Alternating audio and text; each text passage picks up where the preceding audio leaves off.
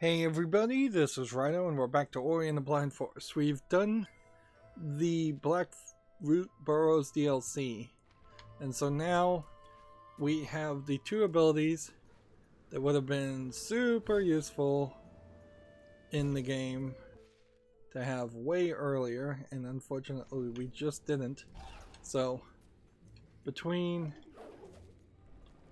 our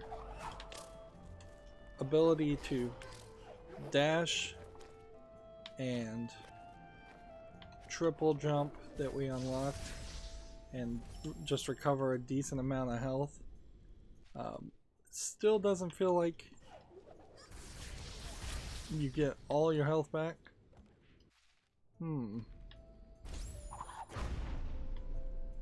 Interesting. Can't get down through there. Alright, well, whatever.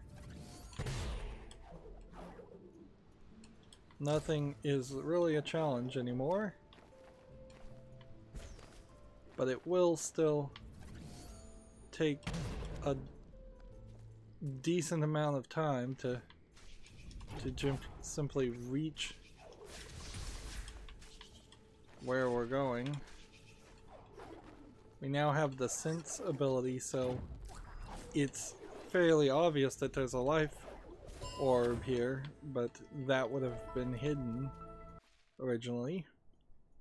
And so that's Moon Grotto. Now the question is, how can we get out of Moon Grotto the easiest? And I think the easiest way is pretty much just to go back. No, we can just go to the right this way. And the water is purified, so have to remember that too.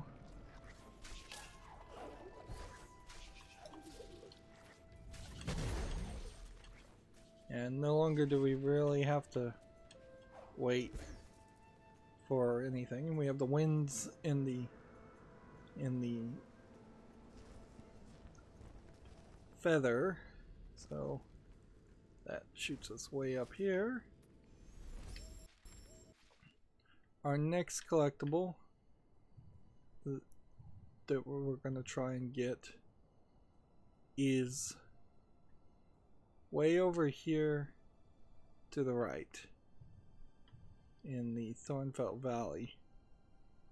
And then, yeah, I don't think there's much of a better system. So we're kind of having a nostalgia trip,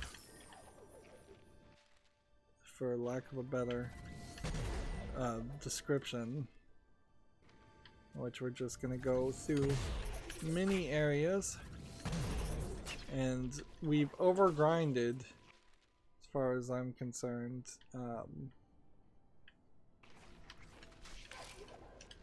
And we have more ability points than we needed, and getting more ability points by fighting enemies isn't really going to help anything.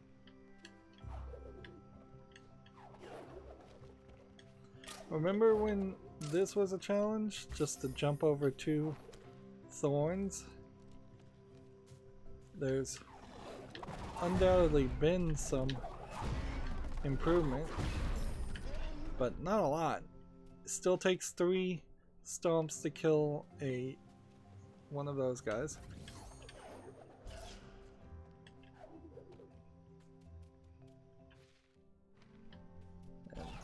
And dash doesn't work underwater.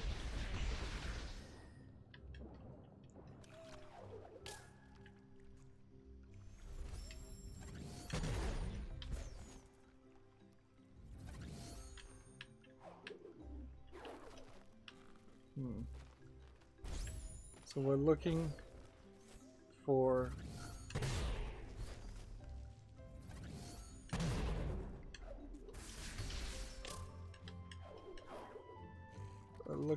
something to, one of the lanterns to light up. And apparently at some point I was able to get up through this part with just the jump.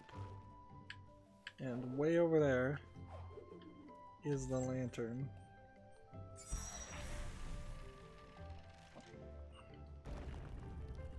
Yep. I have to assume at least 90% of everybody who played this game played the definitive edition and didn't play the original game, or even played the original game and didn't know exactly where Blackroot Burrows was, ended up having a pretty similarly bad time as to what I'm gonna have here. That you're just gonna have to run all the way everywhere. And there's something I've missed, which is, I assume, that energy orb over there.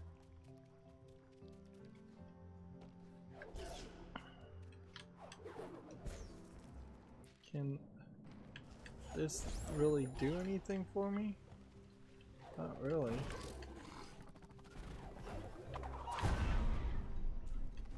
It is a subtle reminder about the achievements in this game that as we're running around slamming those characters that don't get used very often. You could have rather nicely chosen to merge the green rolling characters with the shielded rhinoceros looking creatures. Let's see. Still taking 3 taps of the X button, by the way, to kill even the weakest of creatures.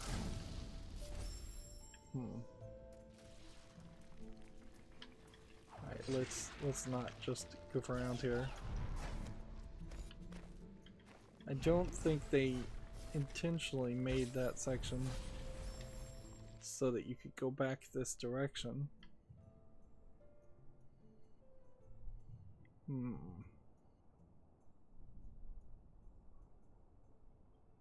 I want to work my way around?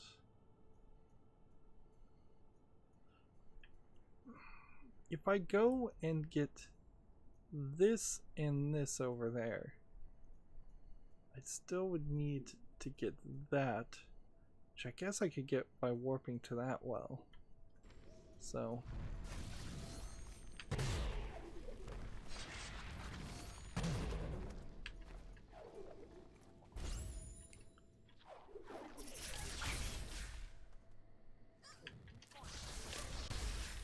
yeah. So we want to go downward,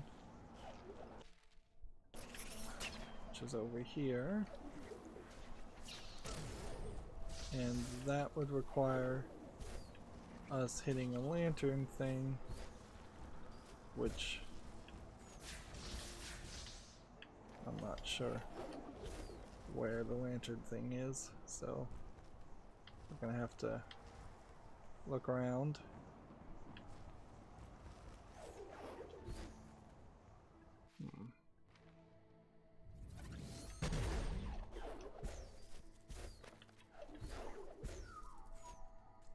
Somewhere in this general vicinity is a glowing lantern piece. And this is Hollow Grove. So it wouldn't be past that point.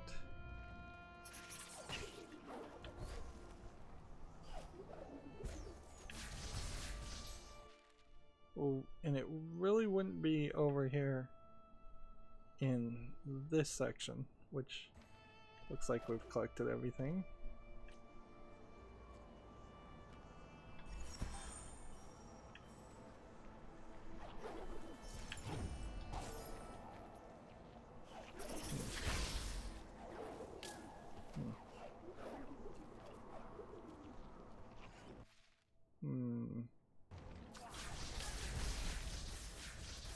see anything over here.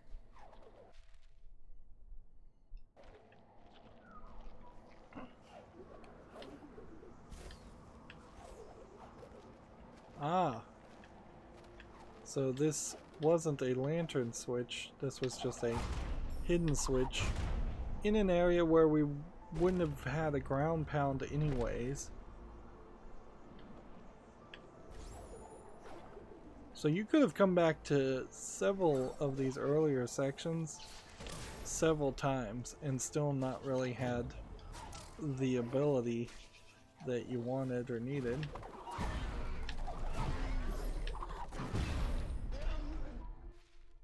And there's really not a lot here. Ground pound section.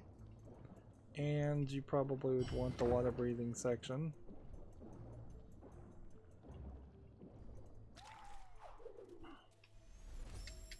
And let's just confirm, we need one more ability point, and that's all the ability points in the entire game that you can use. We're going to, I think, almost certainly have 2 or 3 extra. Let's see.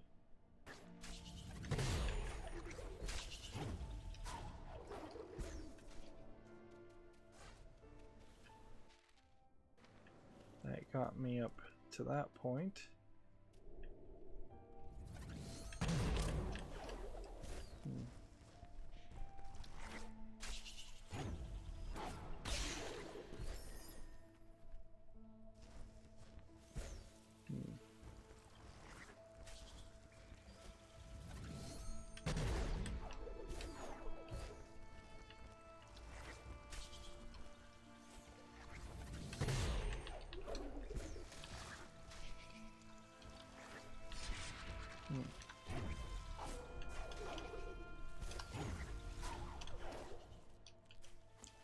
Alright.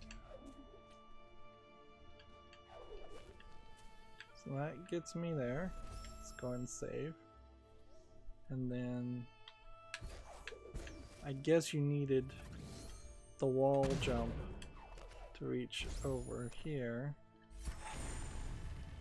And hidden behind there was a lantern that I didn't really see. I just figured I'd try it. Or maybe subconsciously I saw it.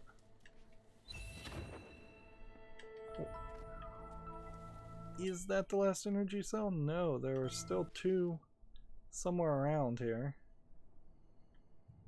Alright. That's weird. Although, what's not weird about all this? Alright.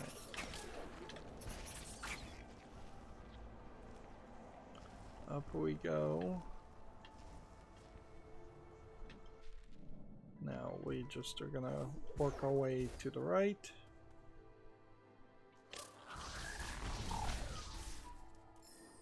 I'm sort of putting off doing the one section of the map that I know will be very frustrating.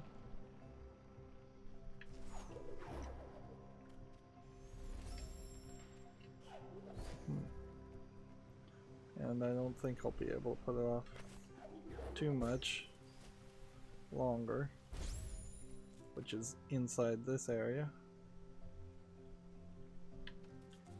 And they put this little staircase, and so you just walk into the staircase instead of stepping up on the staircase. So it feels like you go into a cutscene when you really haven't gone into a cutscene. There would be no reason for me to go into a cutscene. I've already done everything. Interesting. There's a butterfly, but you can't attack it. Alright. It's that.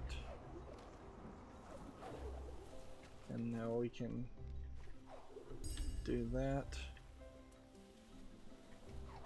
Feels like the game is probably cheating somewhat, telling you different amounts of energy are being collected based on just how much is left. So when we hit like this orb and this orb, it may not give me full energy, even though I probably deserve to have full energy. Then we have one over here in the sunken glades and just more. Where we are standing here, I think it is smarter, as silly as it may sound, I think it's smarter to go through the well up to get this stuff, and then we'll probably be blocked off, and then we're going to do a mad dash after that point and try and go downward. I think that would be easier than even going upward. Well, maybe not. We're gonna just have to approach this, I think, from two different ways. So, by far, the worst part of this game was this section here. And I don't think, even with the bash ability, I can't bash that.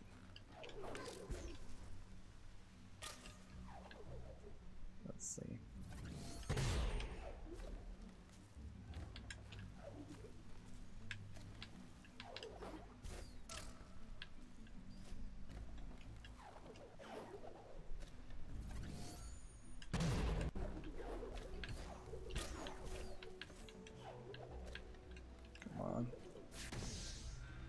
These things, whatever they are, I'm not going to be able to collect all those. Like, if there happens to be any of those somewhere that I just don't find, those are going to just be gone. Alright, so that way.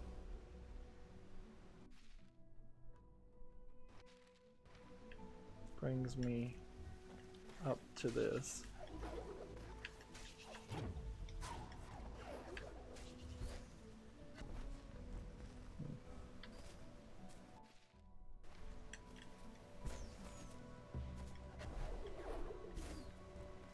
What?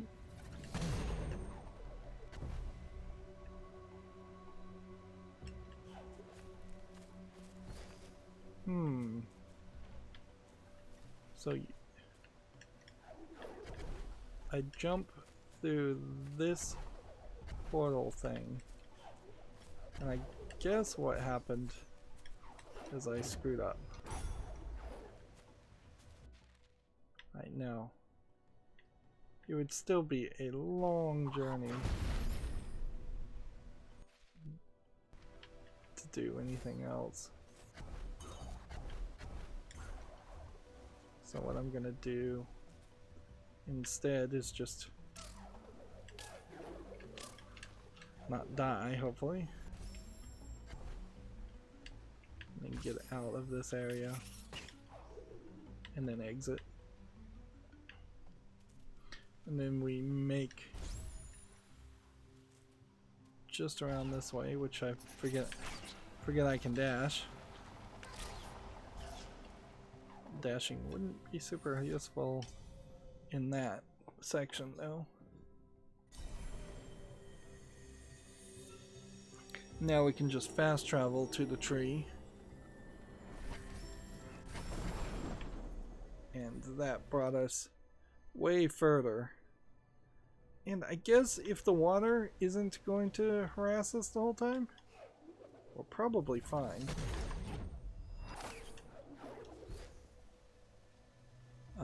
The water's already purified.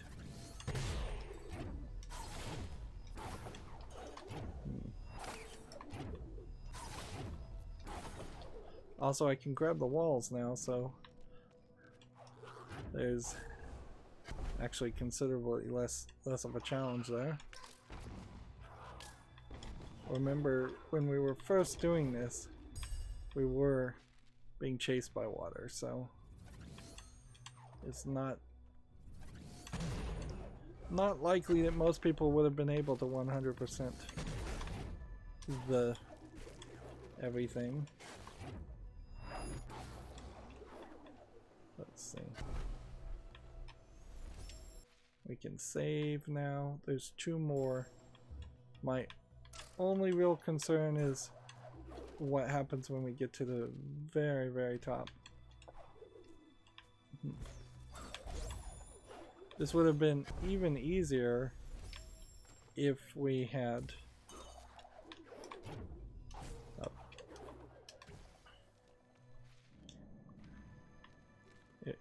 had the winds happening during this point too. Alright, there's one directly up there, so we can just do that.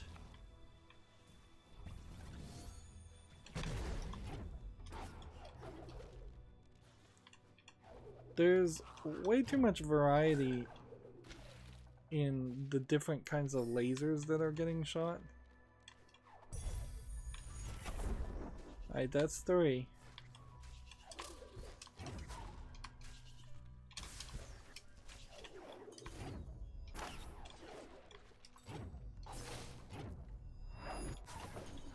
I'm not even sure. Yep. This is the exit. There's no exit here. So I don't know why they wanted you to have a bad experience if you had to come back and get collectibles. I don't know why they wouldn't have just an exit and then a fade to black, and then from that fade to black putting you back wherever you spawned originally in the cutscene. So I'm gonna have to now work all the way back down, which won't be that hard, but it's certainly not fun by any means.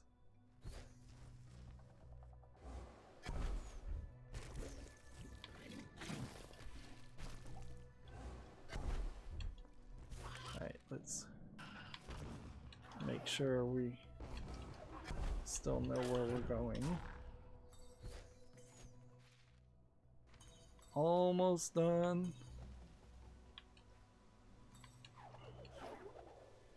I honestly don't see a reason why you wouldn't have been able to simply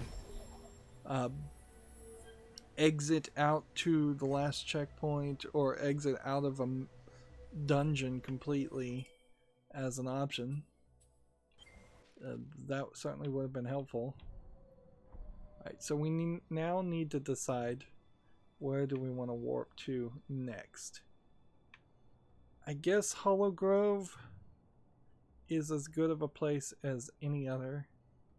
If we go over here to Sunken Glades, we could also get some things that way. Yeah, let's go to Sunken Glades.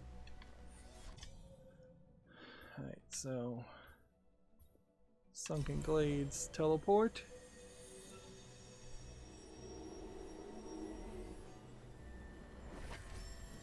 What would be interesting, I suppose, is we have only 3 more.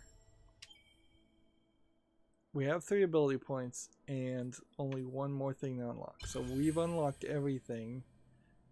What would be really crazy is if that made all of these orange ability points disappear. But it didn't. So for a completionist's sake that is merely a matter of pride, that does not get you anywhere close towards doing a 100% achievement run, because there's still plenty of other achievements that would need to be done. Things like beating the game under 3 hours, ground pounding, I believe, 500 creatures, which seems like an incredibly high amount, killing, I believe, over 1,000 creatures, and several other things.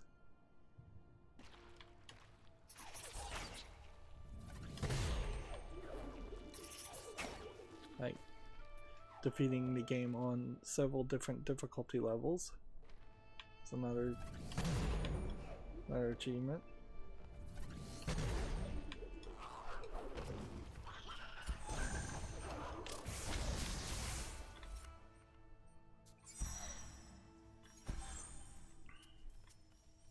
Yeah, this really just does not work.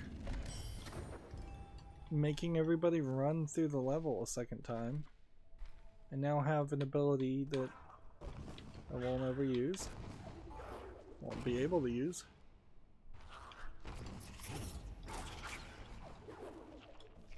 I would have been much happier being forced to do the DLC early in the game, instead of being in no way encouraged to do it. One more energy cell. Of course, I'm playing this like a completionist. I guess if you flippantly played a game like this and you just only collected the things that you happen to wander past, you might have a different experience than me. It doesn't feel right to me, though. I don't really think too many platform players of even a small amount would want to play like that. Like, you're making the argument that there are people out there that actually only played Super Mario Bros. 64 to completion and then just turned off the game after they were told they had to get 120 stars to get the full ending. I don't know if there were actually that many people that did that. Sure, I'm sure some kids rage quit for a brief time when it was revealed in Mario 64 that you needed to get all the stars. But particularly in that time, I imagine most kids saw that as a great thing because they didn't have that many games. Yeah, I vaguely recall the Nintendo 64 lineup at launch not being particularly varied, and it was definitely a lot less competition in those days. So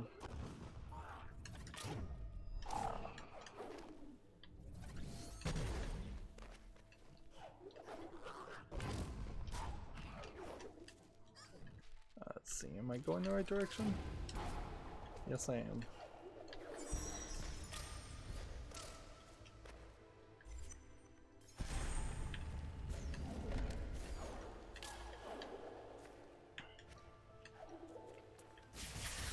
You know what they could have done without really changing the lineup at all is they could have had the little glowing orb Cian just say to me, this is an interesting lantern, or this door is only unlocked when you have a new ability. Or, like, I remember that, I know where that ability is. You have to go to Blackroot Falls to get that ability. Something along that line would have been really helpful.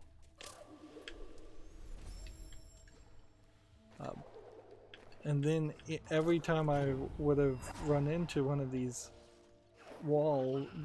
doors, the game would have pushed me without having to change anything at all. It could have said, hey, if you want to get this collectible, you have to go this direction.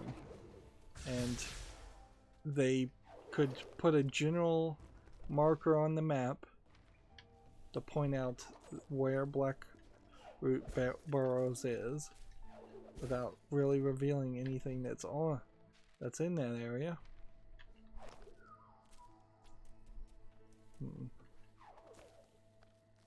And that would have, and while I do feel like Blackroot Burrows would have been better had it been placed somewhere like in the middle here, somewhere before you got to the second act of the game, at least telling me go back to this area if you want to open this door would have been helpful. The fact that I have that attack, the X attack here, fully filled out, and it still really isn't a massive amount of particles, also feels like they've potentially want the best as far as programming particle effects. This one actually may just be a matter of getting that. Doesn't seem like it though.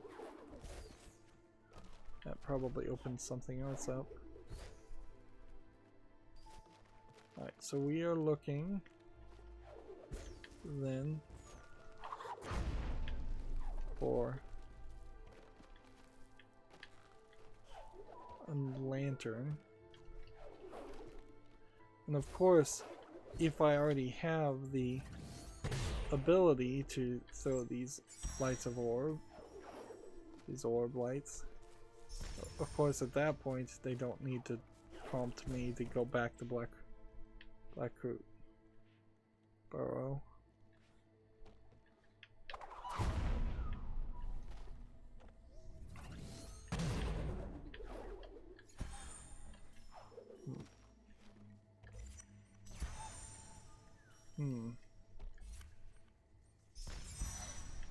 I think these little balls of energy do use some of my life, some of my energy cells, but I don't think any significant amount.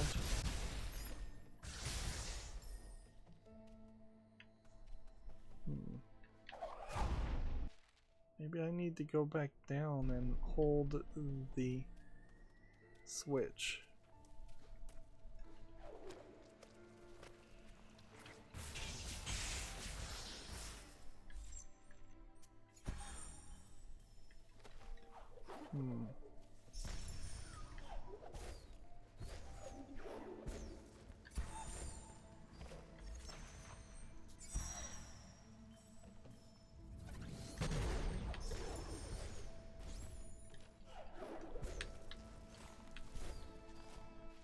Right. Over here we go.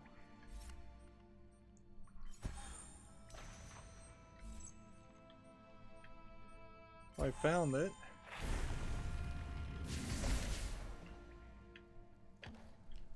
It's quite the curvy distance away from where I was.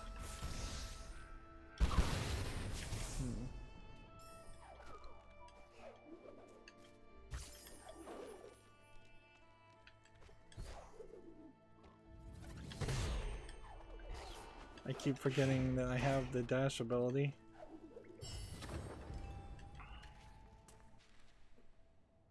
Hollow Grove. Seriously, at 99% still. I think the percentage is not the collectibles, if I was to guess. I think the percentage is... oh, it's this like water section. So it is how much of the map has been revealed. I cannot agree with that idea at all. Nobody really cares to reveal 100% of a map. Like, that might have been something in the original Metroid game, but it frankly is something that should have been long since forgotten. this is a warp. So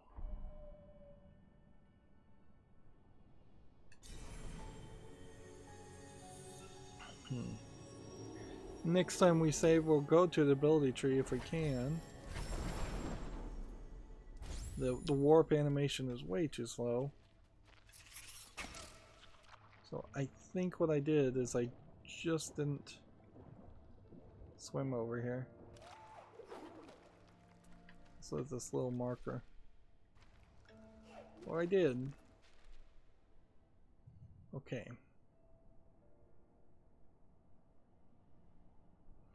I guess we need to go to this far section to the right. Because otherwise I just don't really know where that 1% thing is. It may be that there is a blue bulb somewhere. So we may be just stuck at 99.9% of collectibles.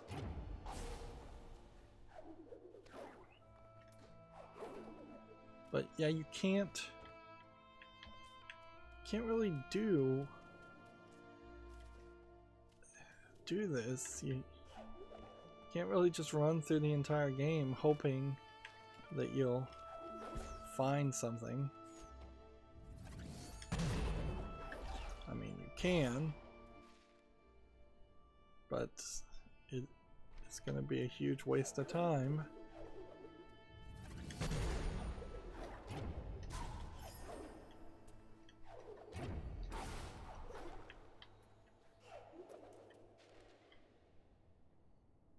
Being stuck at 99.9% in Sunken Glades, which Sunken Glades is not that wide of an area. It's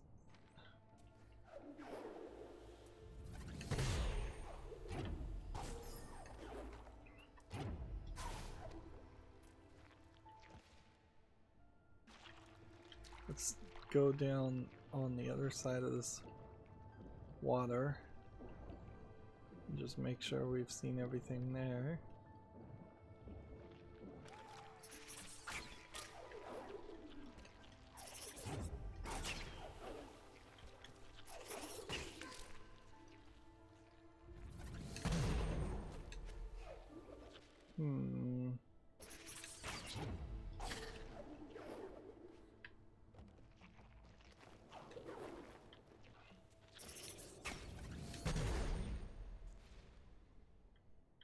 Sunken Glades and Hollow Grove. Both are at 99%. One assumes that there isn't just like a quota of enemies that you have to kill in these areas. Because that would be kind of crazy.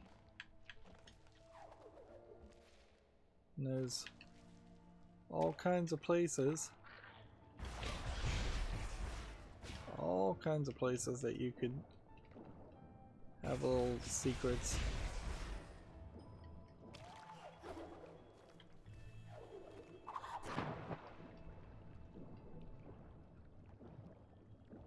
The odds of me finding them are fairly low.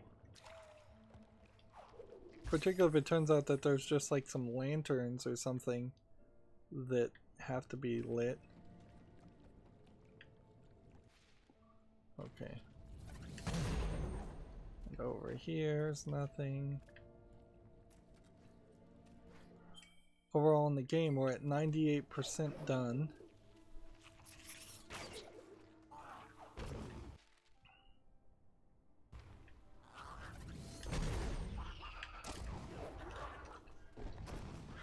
I'm fairly certain we've been up here.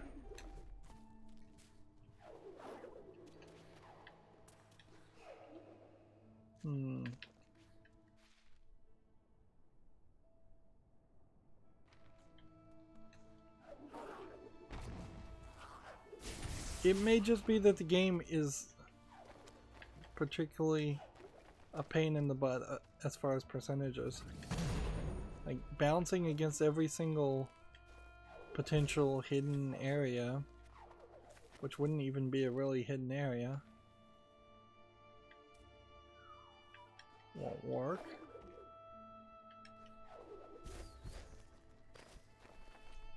I see this section, but I don't see anything in that section,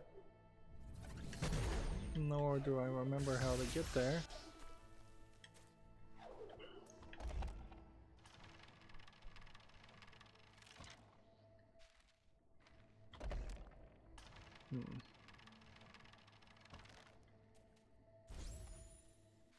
Yeah, I don't have a clue how you would get down in that area, but I think I've already been in that area.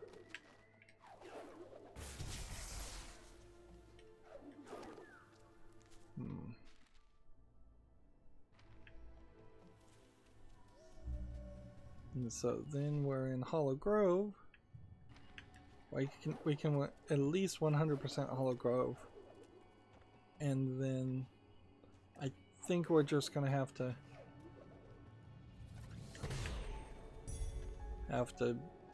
check out and go to these other areas, and we'll see if we can get back to Sunken Glades later, but we're spending too much time on it right now.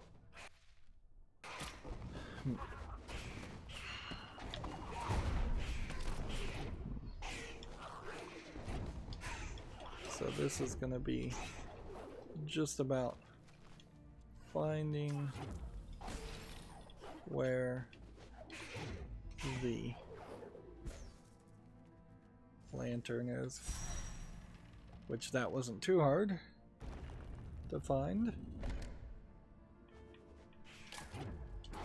Again, I imagine these were just sections that did not exist at all in the original game and don't really add much to the overall experience.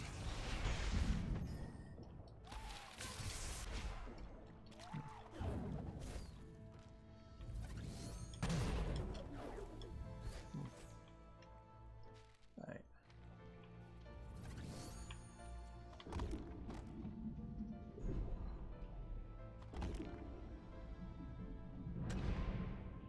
So we have another timing puzzle, or we just ignore the timing puzzle altogether and just collect it that way. But I think we have to pretty much swim over here to reveal the map regardless.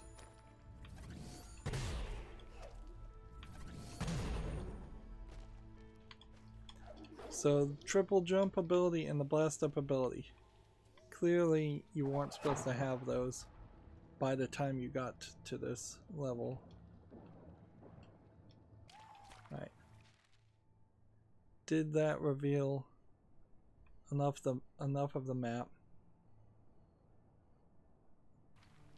Or do we need, just for safety's sake? Yeah, I don't. That's a little difficult. Yeah. We have 3 extra ability points now, and there are 3 more.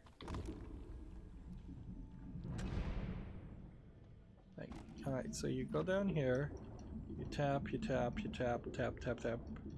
I guess you can pull that off.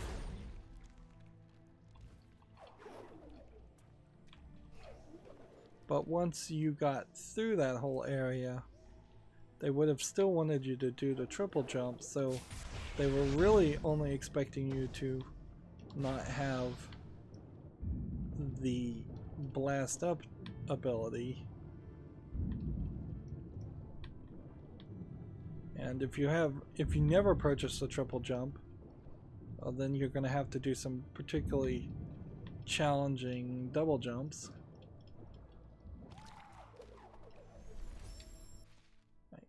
95% of this map is revealed in the Valley of the Wind. What is the thing I'm missing?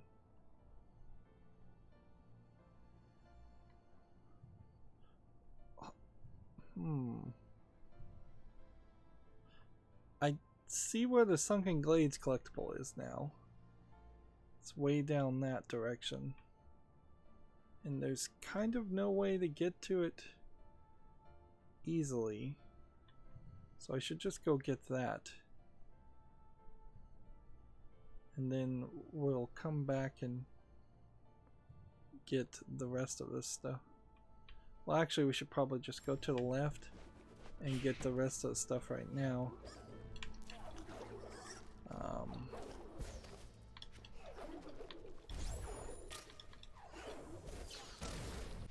Am I in the general right direction?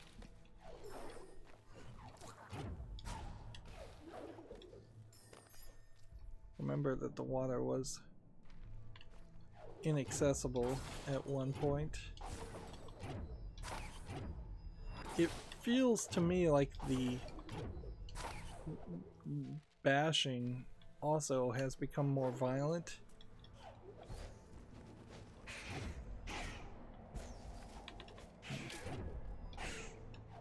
Right. I think in this case I just need to grab this wall and do that. So now we're up to 4 ability cells. And then for the Valley of the Wind section, what is the other collectible? I think we're just gonna have to go in this direction and look.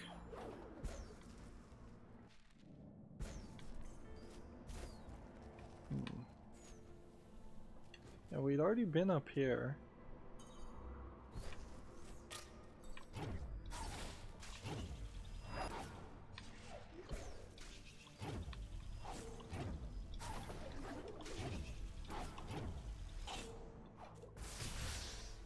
Hmm. 98% seen on the map.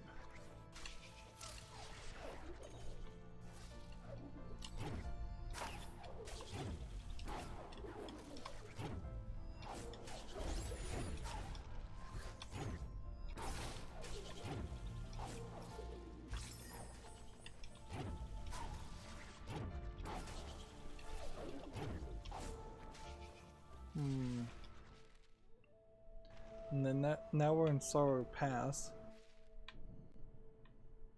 which Sorrow Pass has a thing we can get, I guess.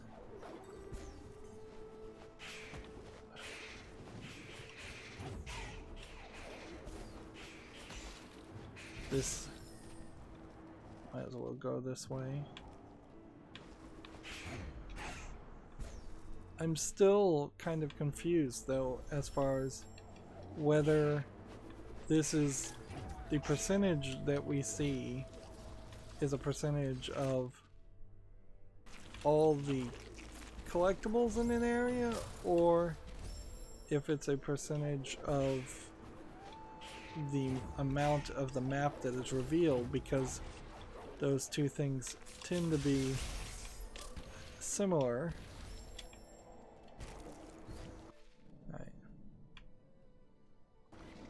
Probably a little bit easier to go high than it is to go low.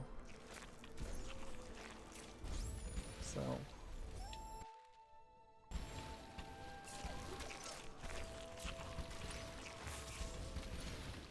just take all this.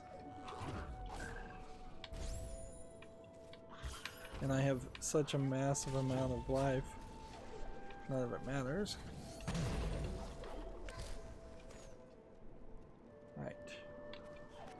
So this area here we need to do that.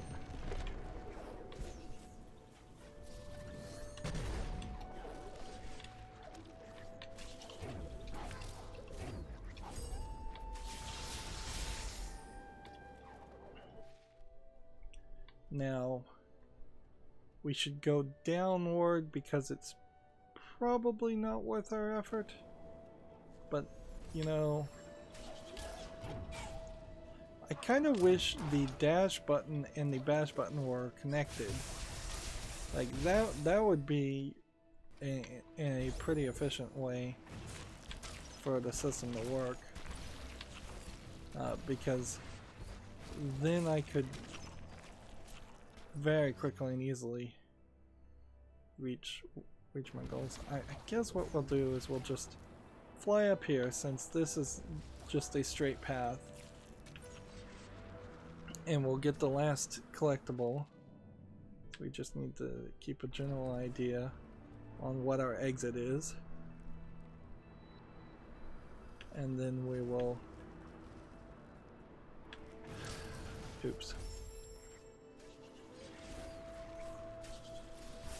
I should have saved at some point if I was going to do that.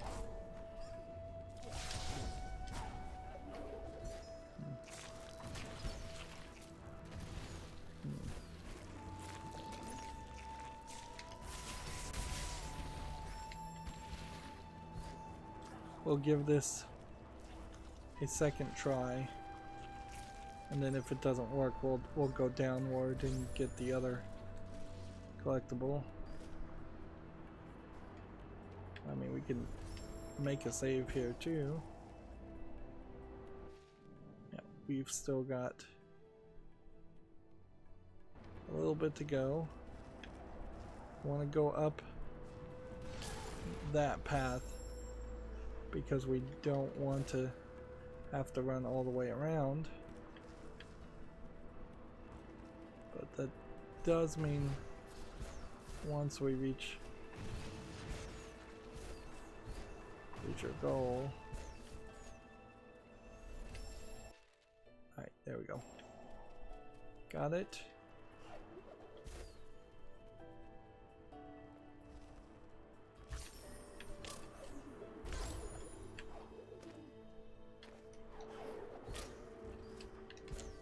Alright.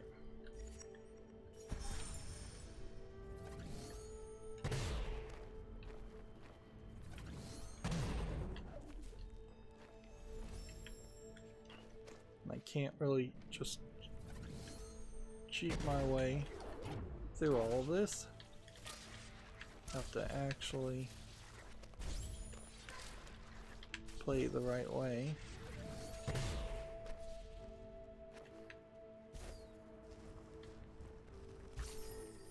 Let's go and save there. And yep, we still have a distance to go.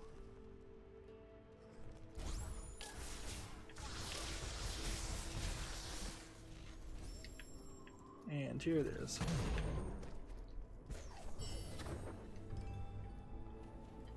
So now Sorrow Pass is 100%ed.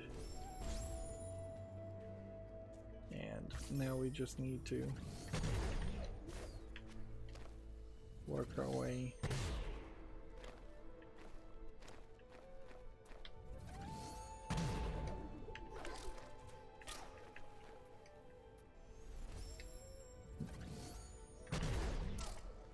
You know, it does seem, and this is infuriating if true, it does seem like you take less damage from spikes. It really does. And we're gonna go late here because I just don't think that there's enough to say. Like,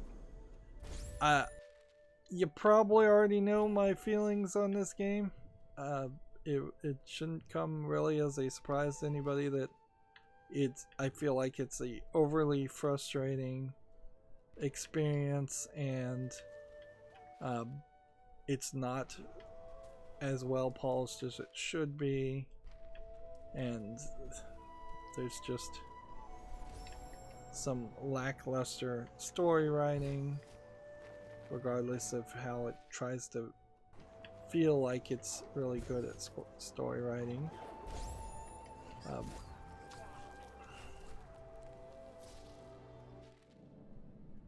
We're at 98%.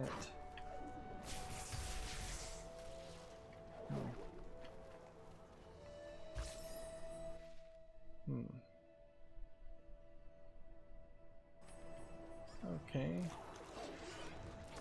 And so it really would just be saying the same thing over and over again, which is something I have a tendency to do anyways, to rehash all the problems. The boss fights in this game are horrible. They shouldn't exist. The animation, as nice as it is at times, is the main problem of this game. If the animation wasn't as nice and wasn't focused on, they would have then been forced in making a better playing video game. Alright, so we need to figure out where the thing is.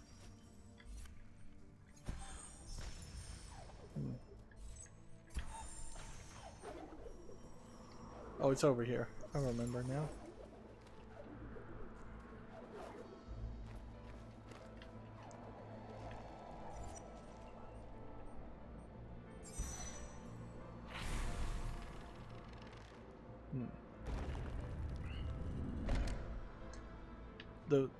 The definitive edition of this, like, I can't complain that they put more content in the game, really, but the way they put it in the game, certainly I can complain about. So Forlorn Ruins, and Valley of the Wind, and Sorrow Pass, and Misty Woods of all 100%ed. Mount Horu is 100%. Sunken Glade is the only thing I think left. So we just need to work our way back up so that we can teleport. Which, again, it would be nice if you could at least teleport out from the map room instead of the map only being a map room. We have 6 abilities extra that I guess maybe it was the exact right amount originally, and when the DLC came in they gave you an extra 6 abilities, which would have made the game easier. Kind of like how the dash in theory would make the game easier, but it doesn't in practicality actually accomplish that.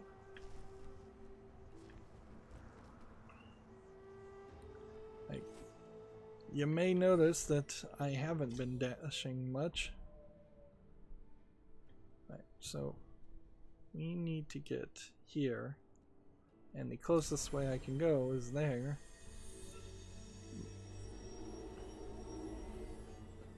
Just a ridiculous amount of cells and life now.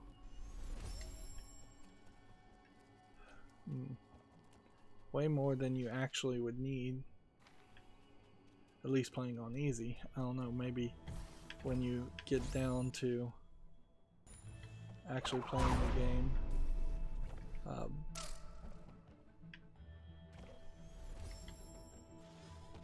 Maybe when you get down to playing the game on the harder difficulties, the extra life would help you. But I'm not sure it really would, because there's just so many opportunities to run into spikes and die from the spike hits in instant deaths, or run into other items that would give you instant deaths. And there's, in my opinion, not a lot of people that would have skill enough to avoid instant dying in a few places.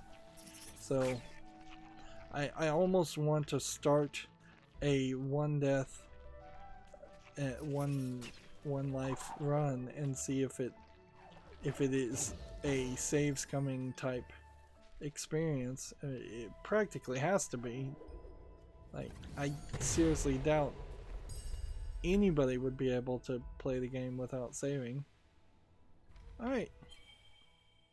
So we're at 100%. We've in 11 hours and 12 minutes and 45 seconds, we got 100% of all the collectibles.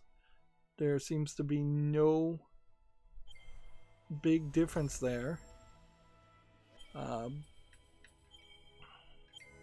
Let's go to the main menu. Just one last thing I want to see.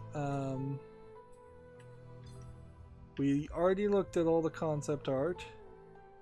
I would say Ori and the Blind Forest original art is better than the definitive edition. I don't think that red really represents what you see in the main game. Although, the idea of Naru being kind of a surrogate mother to you is not well defined. And then this concept art of the ghost you don't see at all. And it implies Ori is as dead as as Naru is.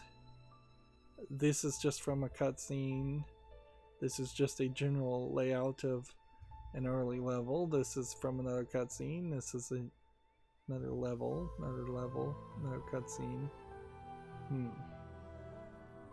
Here you have 3 creatures that are concepts. Yep.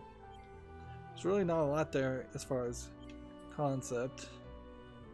And then I have zero interest in watching promo videos of recording the soundtrack, which I like the audio that's playing right now in the menu. I cannot recall any of the audio in the actual game. I think this song did play early in the game, but once my frustration started getting fairly high and my fingers started getting fairly blistered, which both my left thumb and my right thumb are very blistered at this point. It's not good. Well, they're sore at the least. Once I started getting frustrated with the game, I definitely was not paying attention to the audio.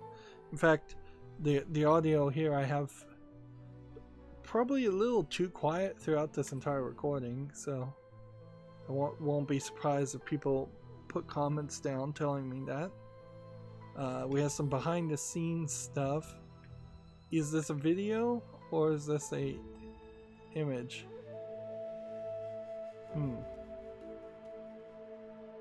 Apparently it was called Cian first. And yeah. Maybe there was something in this that caught people's attention and got Microsoft to fund it. Yeah, here you go. You have a straight up copy of Ocarina of Time, and it unlocks an ability for wall jumping way earlier than, I mean, you don't really ever get wall jumping. You could try it. You could double jump and then grab a wall.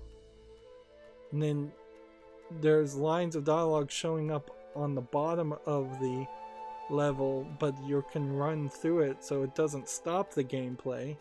Look how fast paced this action is.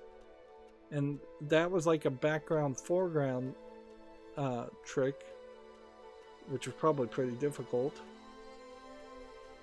The way this looks is way more interesting than what the final product is. Like, I would be much happier playing this. And maybe this is why there was so much hype around this game. I wonder why they changed the name from Cian. I wonder if that's like some offensive word in some language.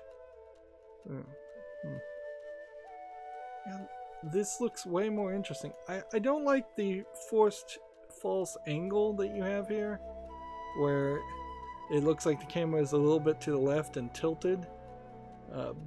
But yeah, what I'm seeing here, way more intriguing and feels way more like a game that you could actually play.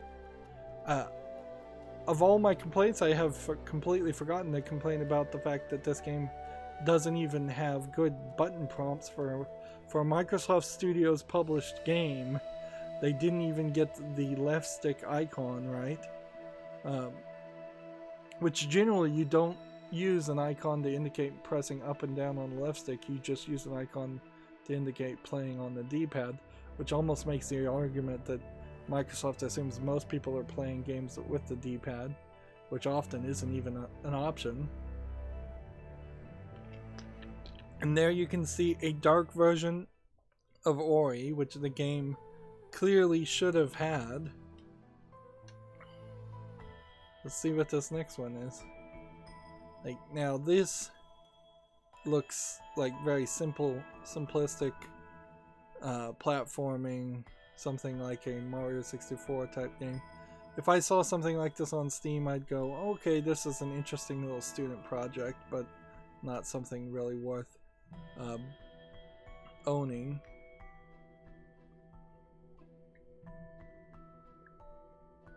But this would be a useful thing to make if you can't animate anything, and most programmers really can't animate anything. So just having this placeholder art, there's entire concepts here that were never even used.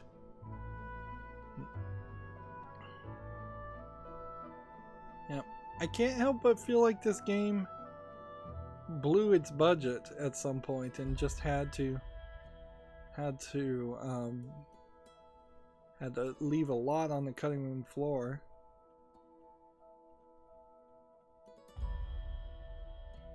Like,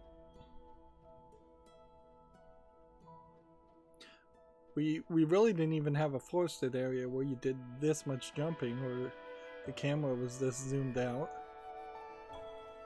which is fine by me because you really don't need that much jumping.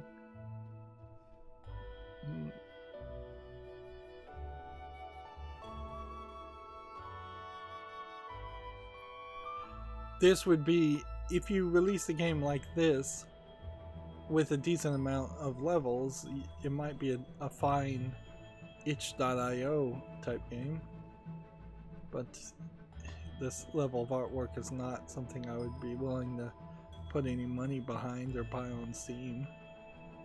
There's way too many bad games on Steam.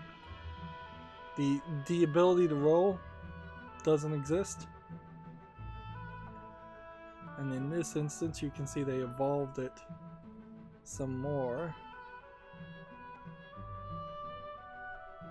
But now he has a grab ability on these rotating platforms, and that's just yet another thing that's not in the game.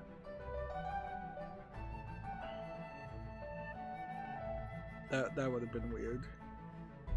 There's no way you would have known that platform was going to flip over, and there's no way you would have known that wind was going to blow you in that section. And see, he's just using a Pokemon Zubat icon as placeholder art, which is very dangerous. Never use any copyrighted content even as placeholder art, because you'll forget about it and then end up putting it in your product. And the way copyright infringement works in the United States is that if you've infringed on anything, the copyright holder deserves all the profits from the entirety of the game. It's a silly system and a bad law, but that's how it's written. So that one little Pokemon Zubat character could potentially have cost him all the profits from Ori and the Blind Forest, all the people that made it. In fact, the fact that we're still seeing it in the video actually is still copyright infringement. So Nintendo has a lawsuit they could have here if they wanted to sue Microsoft. Even in the promo artwork, that's not acceptable. I don't think the bloody death animation concept should have been ever worked on. Clearly the people that wanted to tell this tale wanted it to be more of a kid-friendly, peaceful tale. And so, knowing if they knew themselves better as a group, as a collective of people and personalities, that they should have gone, no, we're not going to animate bloody death scenes. Nor is it very helpful to animate very bloody death scenes in platformers. Even when you're talking like Super Meat Boy works, I think, a lot better because it is a cube of meat landing on a bloody on a spike and leaving meat juice and blood. I would say that little paw print symbol is a better way for the door to be animated, but also that door is twice as wide because of it. Grabbing a ledge and then being able to do a wall kick would have been too difficult of a problem. There's an achievement for juggling a rock in the air like 5 times, and I don't know where you would have even been able to do that.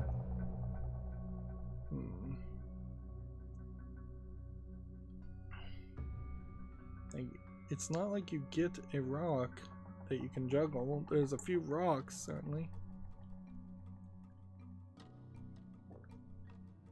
It's unsurprising that there are some references here to Nintendo games. This clearly is a Metroid Zelda-esque inspired game.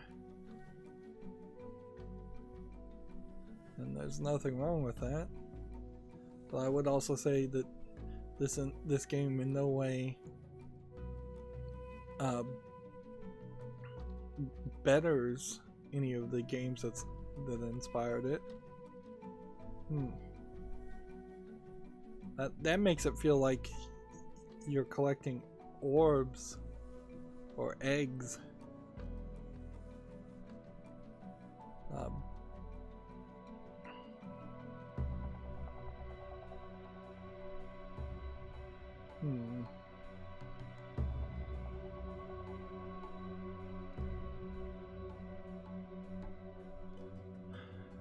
I could see why you wouldn't want to give an ability where you could freeze characters, but actually turning characters into blocks would have been interesting. I hated that section. That was just a... well, I guess Cian is the name of the glowing orb creature that's talking to you in the game. So they still use that name, they just called it Ori in the Blind Forest instead, which is a better name because it references the main character instead of the secondary character that just helps you.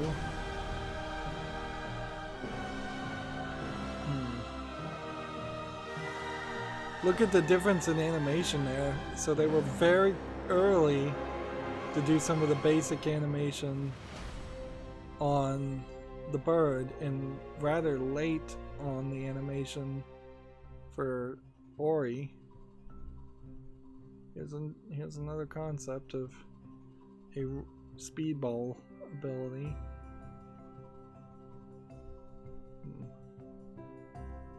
And this looks way too complicated. Having to spin yourself in circles to refill the tree heart in the waters. And here you can see another early attempt, and the tree heart actually looks like a heart, a human heart.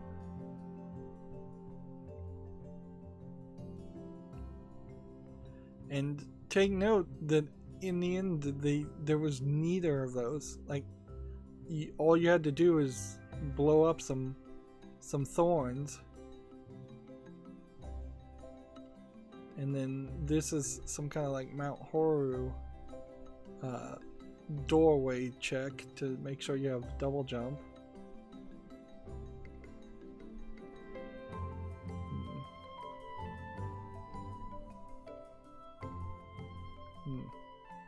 Clearly there was a concept here of eating a lot of fruit, which they did show in the prelude of the game, where you were collecting fruit from the trees and eating them all.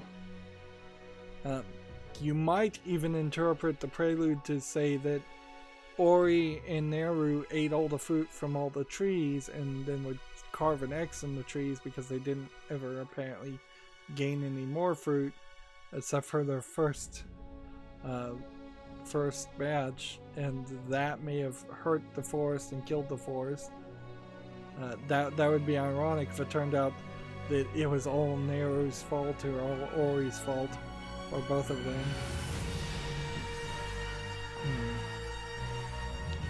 You know, we're going long here, I know, sorry. I didn't realize how long this was going to be, they didn't tell me.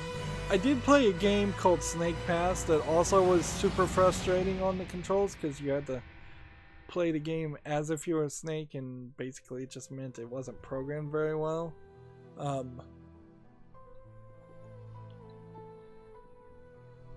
And in Snake Pass they teased at this bird enemy creature, and spoiler for the end of that game, you find out the bird is really small and you don't fight it at all. There is no boss fight, much like this game where there really isn't a boss fight. And it was just a big letdown. So now I've played 2 games with very difficult platforming and a bird creature that really isn't an interesting boss. At this point, we're 32 minutes over. I don't think I care enough to watch the enemy concepts or the making of sound effects or the story animations or the sequence concepts. So I'll just leave that for people to purchase the game if they want to.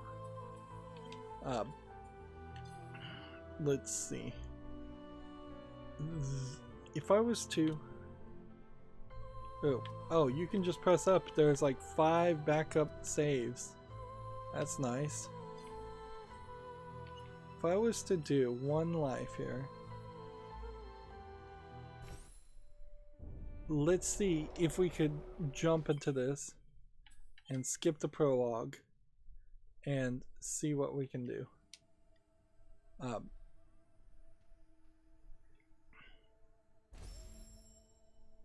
Alright, so the game is saved. We are here in the Sunken Glades.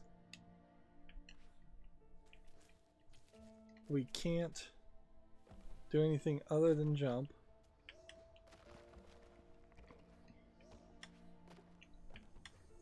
I have forgotten how much of a pain jumping is with just 1 jump, because we don't have the energy orb. We can't do anything with... We don't have bash.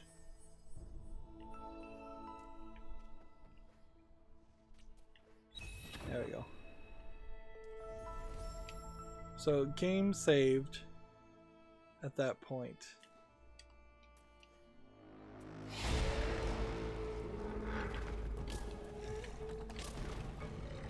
And you die. And then you have Dark Souls, you died, try again. Option. So what's the point of saving? Right. Resume. Exit. Return to the menu. Start. Go here.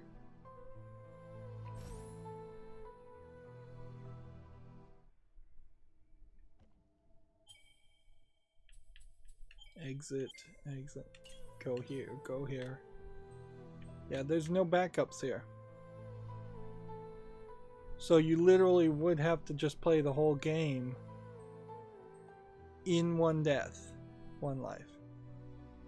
That's total insanity. Total insanity. So yeah, if I was really interested in getting all the achievements, I would almost certainly have to cheat it. I'd have to hack it. There's no way you're going to get that one life, one death achievement. Like, I seriously doubt less than 1,000 people have gotten that. And certainly I could go look at the Steam achievement percentages and compare that to the number of people that supposedly have played the game and run a percentage there. But often on Steam you'll see achievements that are at 0.1% because nobody can do them. Alright, well, I don't think I'll be playing Ori and the Will of Wisps. And I don't think I can really recommend people playing Ori and the Blind Forest even on easy because it's just super frustrating. Unless you are a player who has played Super Meat Boy and other frustration platformers and it doesn't blister your fingers playing those games and you like that challenge. If you're in that camp, then you'll be alright with Ori and the Blind Forest. You probably won't even like it that much still. You kind of need to be somebody who's done a few plus frustration platformers, but not Super Meat Boy, because I imagine Super Meat Boy is one of the best frustration platformers to play, and so Ori should be something you play before that. But if you're looking for something that is more kid friendly, which Ori definitely looks like it's kid friendly, don't play this game. It's way too difficult, way too frustrating. This is literally just going to induce you to rage quit. And it just has a huge lack of polish combined with a huge amount of hype. Way overhyped. It definitely feels like there have been some years in the past decade where mainstream video game media just has nothing else to talk about, so they just talk about a game. And it is always worth remembering that a lot of professional video game critics, unlike me, don't play the game all the way through. Sure, if I had only played this for an hour, I probably would have loved this game and given it a high review. But the 11 hours I put into it revealed a lot of the flaws, and there are a lot of little hidden flaws in this. Anyways, that's going to be it for this stream and this series. As always, I ask you to like, share, subscribe, comment, and watch every second of my videos. If you want to check out other games I've covered, I have a playlist for every game I've ever covered in the playlist tab of my YouTube channel. And if you want to support me further, which would be greatly appreciated, down below in the description I have a link to Patreon, or you could just friend me on Steam and gift me either a gift card or a game off my wish list, or just a game you'd like to see me cover. Thank you for watching. Have a good evening.